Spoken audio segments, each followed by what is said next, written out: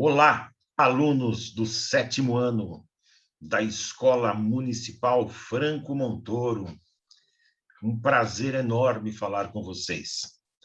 Eu sou o professor Adalto Damasio e serei o seu professor de História no ano de 2021. É um grande prazer poder gravar essa aula para você, já que nesse momento, infelizmente, nós não podemos nos ver ao vivo. Porém, em breve, poderemos, com certeza, ter o retorno das aulas presenciais, quando as autoridades sanitárias permitirem, e enquanto isso não acontece, eu vou tentar auxiliar a sua aprendizagem por meio de vídeos e de outros instrumentos que nós estamos elaborando para você. Eu enviei para você um texto, já essa semana, sobre Roma Antiga. E essa aula tem o objetivo de tentar te auxiliar a entender esse texto. Então, alunos do 7º ano, vamos falar um pouquinho de história? Vamos lá?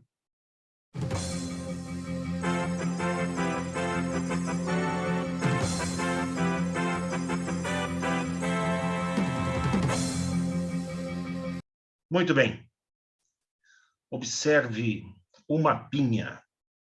Quando nós falamos de Roma Antiga, nós estamos falando de uma civilização que teve o início da sua história há quase 4.000 anos atrás, há 2.000 anos antes de Cristo, quando essa região aqui, ó, da Península Itálica, ela começou a ser povoada e aqui vai se formar a cidade de Roma.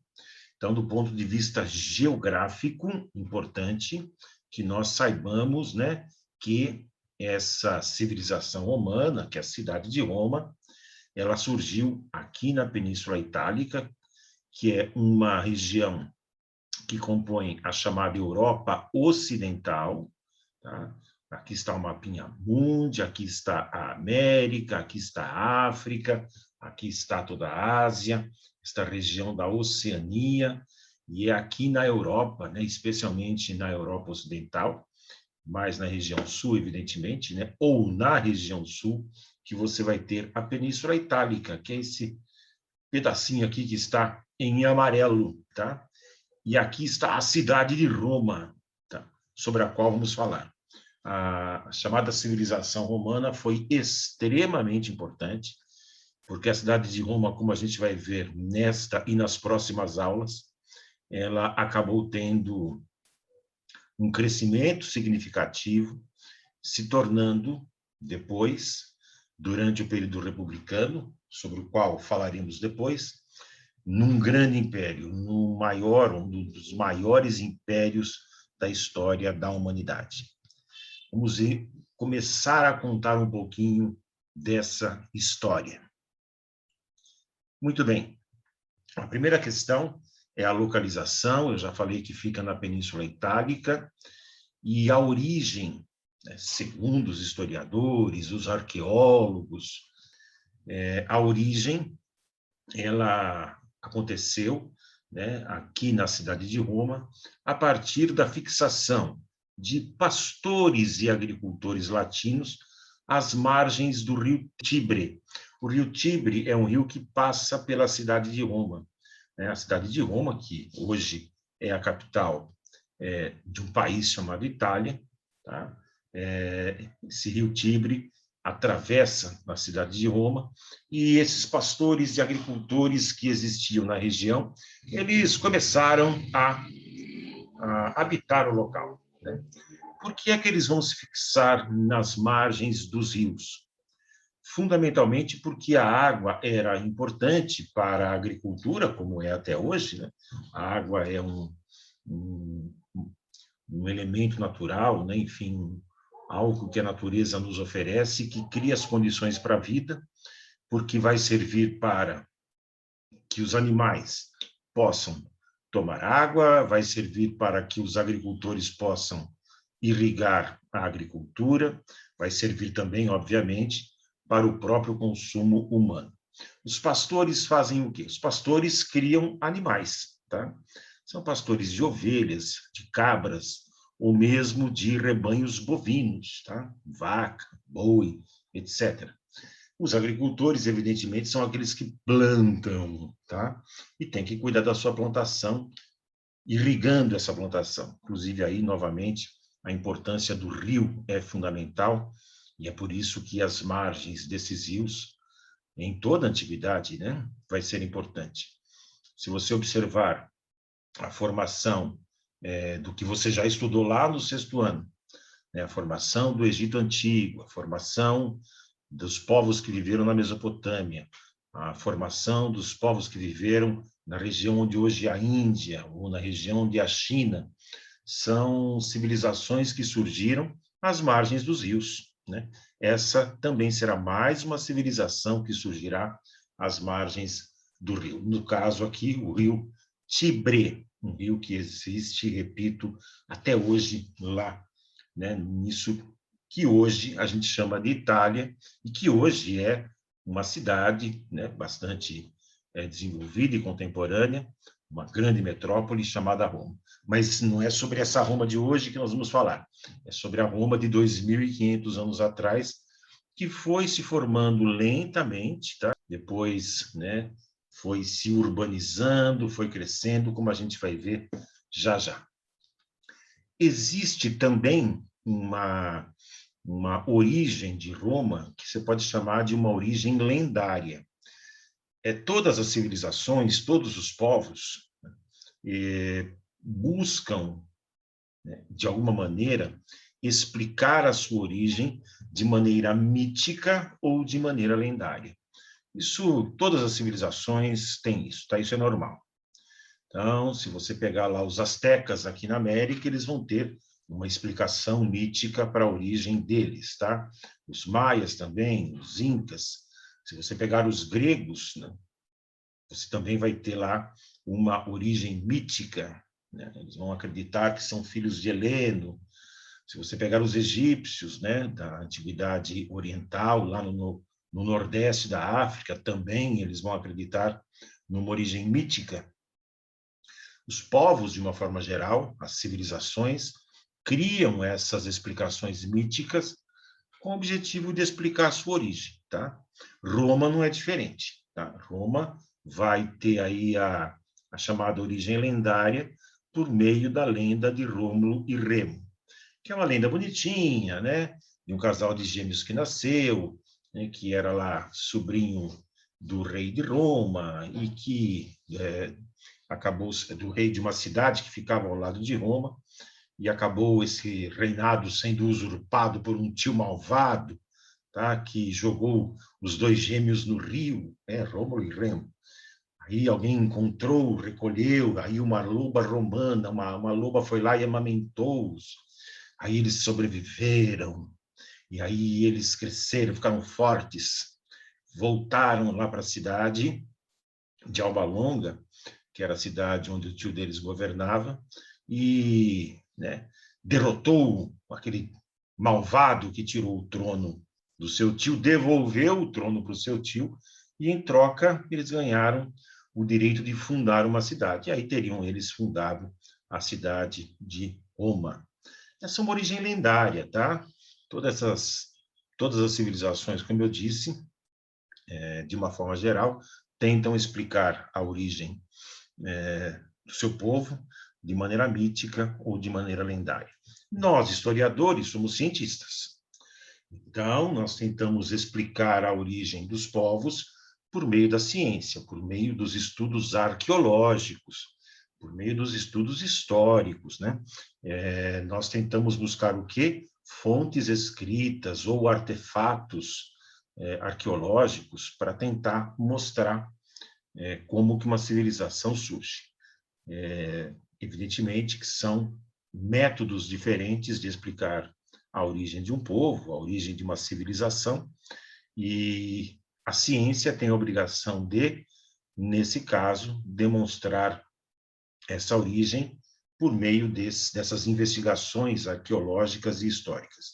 Então, voltando aqui, olha, a ciência diz que, né, a cidade de Roma surgiu com pastores e agricultores que foram lá se achegando nas margens dos rios, isso lá há 4.000 anos atrás, aí foram formando aldeias, tá? E chegou uma hora que a população cresceu e chegou uma hora em que, inclusive, eles vão formar uma grande cidade.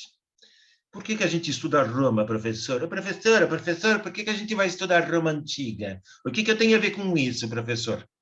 Você tem tudo a ver com isso, meu querido aluno do 7º ano do André Franco Montouro.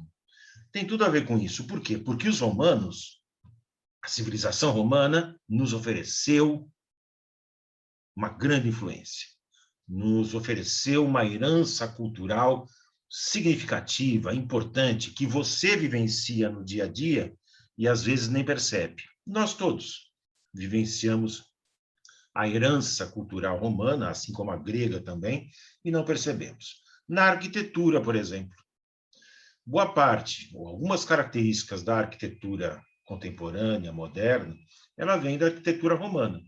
Por exemplo, aqui, olha, o anfiteatro que existia, né, em Roma, esse anfiteatro, aliás, existe até hoje, esse anfiteatro é uma criação romana e inspira, em grande medida, muitas construções que nós temos até hoje. Aliás, os romanos foram os primeiros a utilizar cimento. Cimento. Esse cimento que está na frente agora aí do seu rosto, cimento que faz as casas de hoje em dia, né, que produz a ligadura entre ferragem, tijolo, etc. O cimento que tem origem numa pedra, tá? Eles foram os primeiros a utilizar o cimento como uma forma como um ingrediente importante, né? Como um insumo importante para a construção de variados tipos de edificações, né? De edifícios, de casas, etc. Outra influência, o direito romano. O que é direito, professor? Bom, você vive numa sociedade que tem regras, tá? Você pode não ver, pode não enxergar no cotidiano, mas nós vivemos numa sociedade que tem regras. Tem várias regras, várias normas, várias leis, né?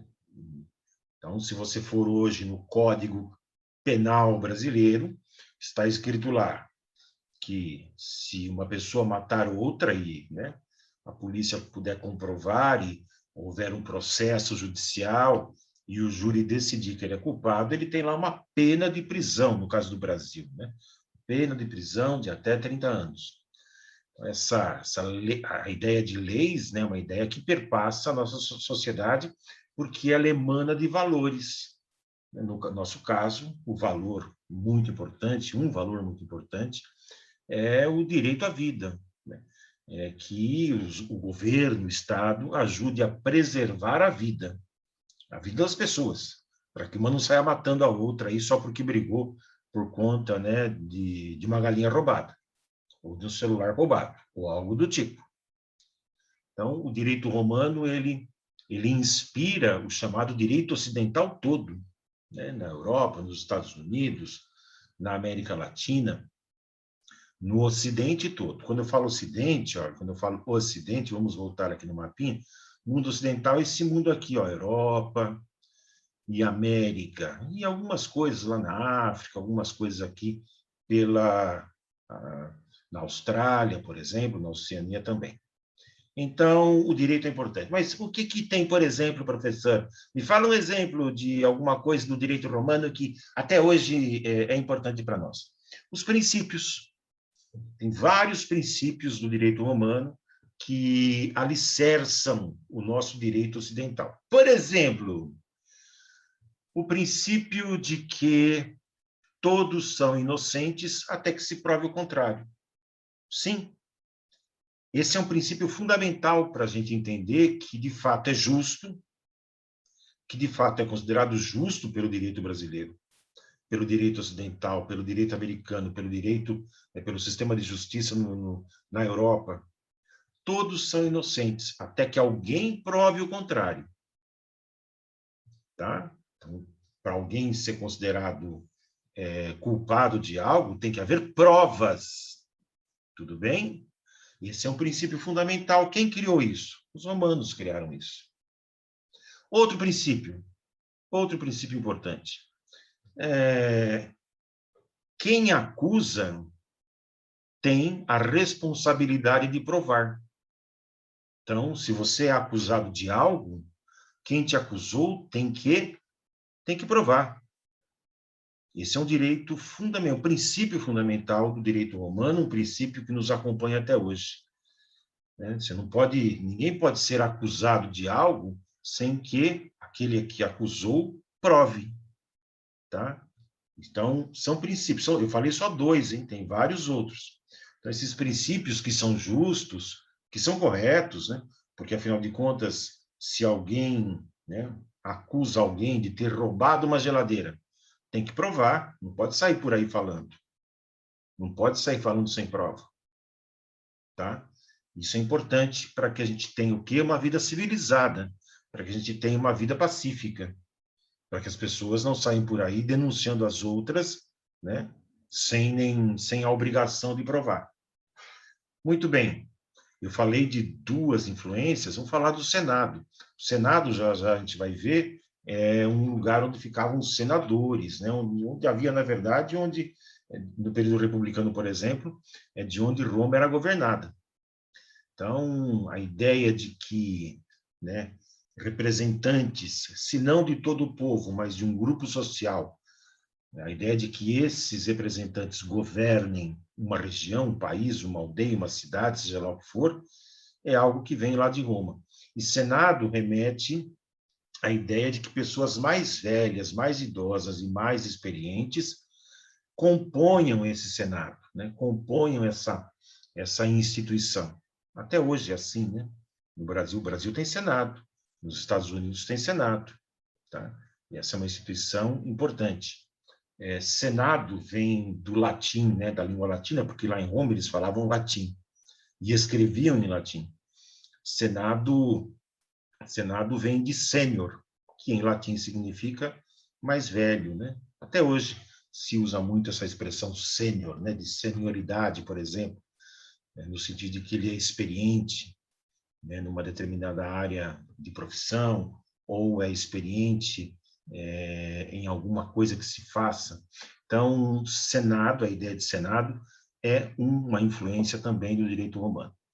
Você que vai, né, votar proximamente aí na sua vida, quando tiver 16 anos ou 18, você vai votar a cada 4 anos para senadores do seu estado, no caso aqui, o estado de São Paulo. Então, eu falei de 3 influências importantes, eu vou falar de uma 4ª influência importante. A língua. A língua que eu estou falando, a língua portuguesa. De onde surgiu essa língua? Ah, essa língua surgiu em Portugal, né, professor? Professor, isso eu sei. Tá, mas os portugueses, eles desenvolveram essa língua a partir do quê? A partir do latim. O latim falado pelos romanos, como eles conquistaram um império gigantesco, eles espalharam o latim por uma quantidade gigantesca de territórios, como a gente vai ver mais para frente. Eles vão também espalhar o latim e vão criar as condições para que várias regiões desenvolvam línguas a partir do latim. Então, por exemplo, em Portugal se desenvolveu o português, mas na Espanha se desenvolveu o espanhol, que também vem do latim. Na França se desenvolveu o francês, que também vem do latim. Na Itália se desenvolveu o italiano, que também vem do latim. Então, o latim ele vai influenciar profundamente as línguas em várias regiões do planeta. E não só isso, né? Se fala português na África hoje em dia, se fala português em regiões, por exemplo, na Ásia. Então, se fala espanhol, né, em várias partes do mundo, se fala francês também. Portanto, você tem aí o latim como uma língua de grande influência em todo o planeta.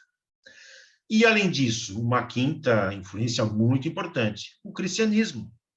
Sim, toda a história do cristianismo surge no Império Romano.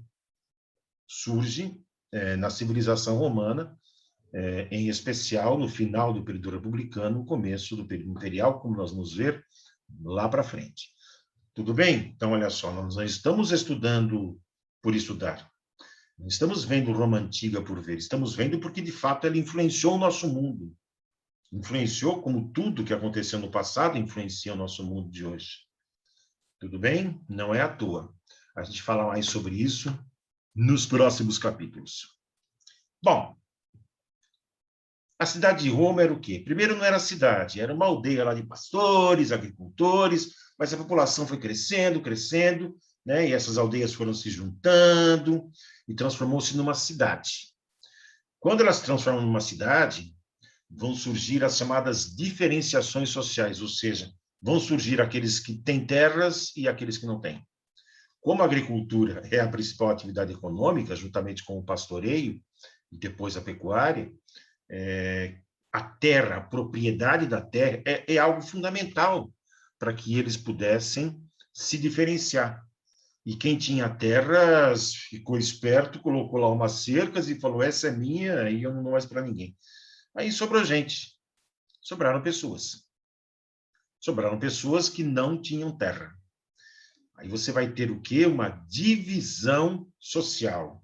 O que a gente chama lá, desde o 6º ano, desde o 5º aninho seu, a gente chama de diferenciação social, ou, se quiser, né, de divisão em classes sociais, ou divisão em grupos sociais. E isso vai gerar a pirâmide social. A pirâmide social dos romanos, no período monárquico em especial. Então, você vai ter lá no topo os patrícios, que eram os grandes proprietários rurais. Esses caras aqui, super finos, olha só, super bem vestidos, eram os poderosos da época, eram os powerfuls da época. Aqui, ó, nessa faixa intermediária, você tem os plebeus. Quem eram os plebeus? Bom, eles não eram grandes proprietários rurais, tá? Eles eram pequenos proprietários, comerciantes, artesãos, viviam lá na cidade de boas, mas não formavam, né, um grupo social mais importante, mais poderoso economicamente. Eles eram importantes, peronomútil, né? Porém, não muito. E na base aqui, os escravos. Os escravos eram escravos ou por conta de uma pequena guerra que aconteceu, esse ainda não é um período de muitos conflitos externos, ou por conta de deverem dinheiro, existia escravidão por dívida. A pessoa ficava devendo dinheiro e acabava sendo escravizada como pena para pagar as suas dívidas.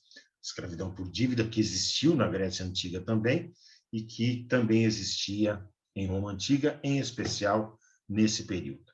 Aqui uma pequena ilustração dos patrícios, plebeus e dos escravos. Muito bem. Como que Roma era governada? Roma vai ter 3 períodos distintos, né? 3 momentos distintos, mais ou menos de 2000 antes de Cristo até 500 antes de Cristo. Você vai ter um regime chamado monárquico, tá? Vai ter monarquia. Depois, quando esse período acabar, de 509 antes de Cristo até o final do século I antes de Cristo, você vai ter república, que a gente vai ver só na próxima aula, e aí depois você tem império, tá? Que aí sim, eram os imperadores, né? Nesse período aqui você tem a monarquia, esse período que a gente está estudando nessa aula, né? Nesse texto que eu te mandei, pelo sistema aí da Prefeitura de Vinhedo. Então você tem uma monarquia. O que é monarquia?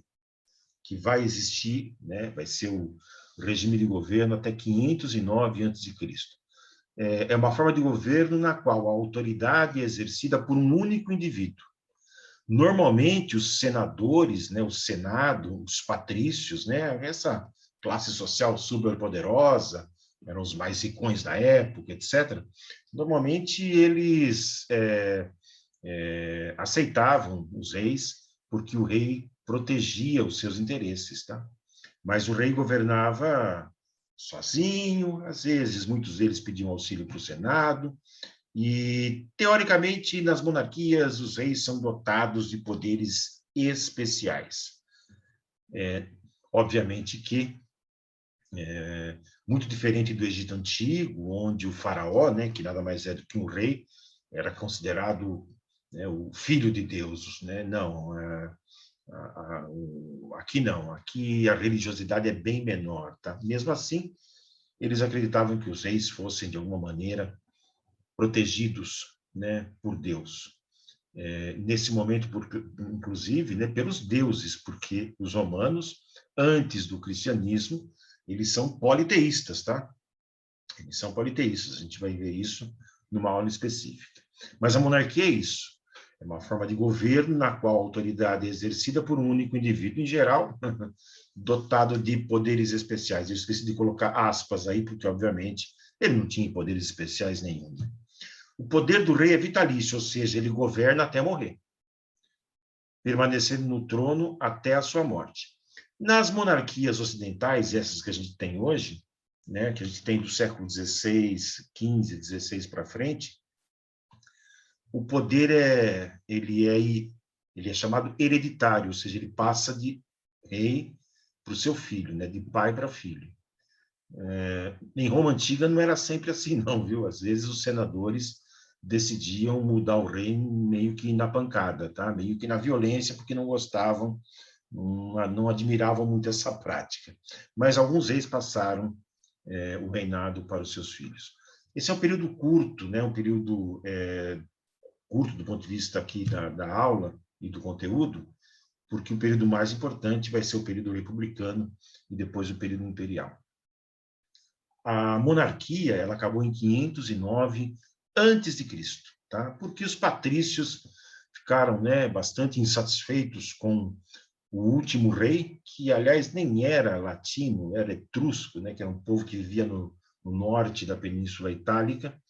Tarquínio Soberbo, o Tarquínio Soberbo andou fazendo coisas lá que não agradaram os senadores, e os senadores, sabe o que fizeram? Enfiaram o pé, né, nas costas dele, ou seja, expulsaram eles de Roma, expulsaram o rei Tarquínio, o Soberbo, de Roma, falaram, não vai ter mais monarquia, não. Agora nós aqui do Senado vamos governar mesmo. Tá? Olha aqui a moeda, né? Os reis romanos, e assim como depois também os imperadores, eles cunhavam moedas com o retrato deles. Era um pessoal meio narcisista, não é verdade? Aqui, ó, Tarquínio o Soberbo. Aqui está escrito Tarquínio Soberbo em latim, tá? Não que eu saiba latim, é que é meio óbvio aqui, tá? Ó, Tarquivin Siberbus, tá? Tarquínio o Soberbo. Eles decidiram expulsar os reis, o último rei, Tarquínio Soberbo, e decidiram que o Senado vai passar a governar. Pois é, vai começar um outro período, o segundo período da história de Roma, que é o período republicano.